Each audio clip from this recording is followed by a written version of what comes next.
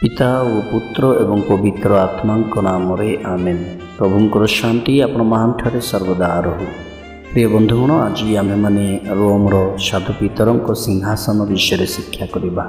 कैथेड्रा petri बा साधु पीतर सिंहासन पर्व अति प्राचीन काल पालित होइतिबार देखा जाए एवं आम प्रभु स्वर्गारोहण एकादश वर्ष पर जेतेबेले साधु पीतर प्राचीन जगतर राजधानी रे पहुँचवा पर प्रथम धार्मिक समारोह आयोजन करथिले। सेही दिन को पर्व रूप में मंडली रे स्मरण करा जाए। साधु पीतर सिंहासन एवं अविस्मरणीय चिन्ह जहाँ भाटिकान नहरर साधु पीतर बासिलिका बा मुख्य देवालय स्थापित हो रही सार्वभौम्य इटालीर आभ्यंतरीण रोम सहित बेष्टित।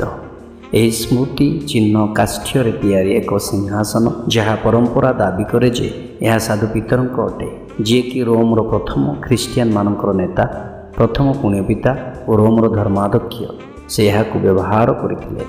यह सिंहासनटी जियन लोरेंज बर्निनी द्वारा तैयारी और 1647 रु 1653 मध्य सुनेली कंसारे आवृत कर निर्मित करा।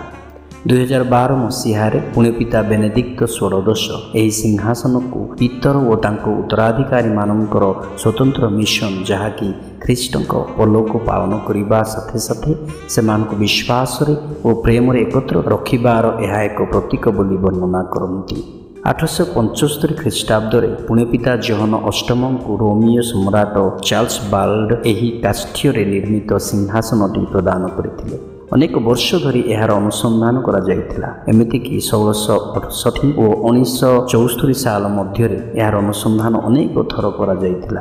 1867 साल महान प्रेरितों शहीद दिवसर 18तम शतवार्षिकी उत्सव विश्वास माने सम्मान देवा उद्देश्य यह शेष समय पाई बेर्निनिया बेदी बाहर करा जायतिला।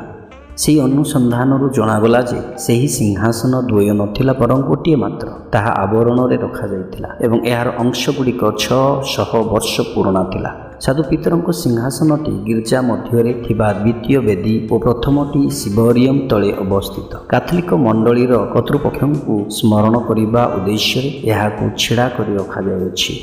प्रारंभ साधु साध्वी और धर्म शहीद मानक पर्वर कैलेंडर रे दुई गोटी पर्व को दर्शा जाए, जहाँ रोम रे चार्ल्स बाल्ड पूर्वे पीतर प्रथम सिंहासन गुड़िकर स्मरणार्थे पालित होता।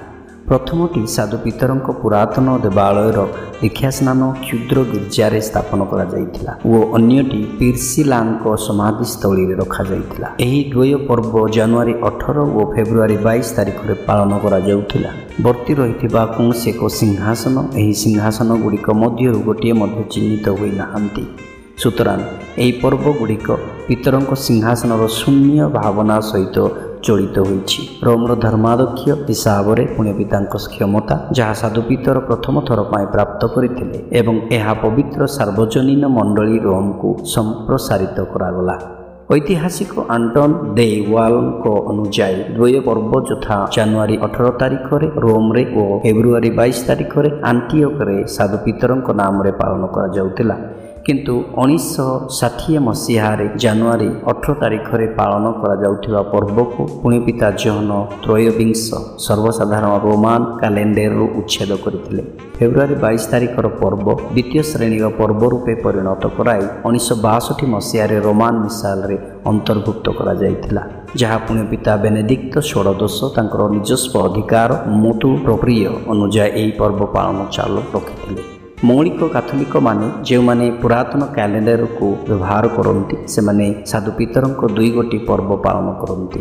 अनुचिंतन सकल विश्वर अवसान निकटवर्ती। सुतरां तुम्हें माने सजाग और आत्मसंयमी होई प्रार्थना रे रत रुह। सर्वोपरि तुम्हें माने परस्पर प्रगाढ़ भाव प्रेम करो, कारण प्रेम द्वारा असंख्यक पाप मोचन होता है। प्रथम जॉन 4 अध्याय 7 ରୁ 8। धन्यवाद।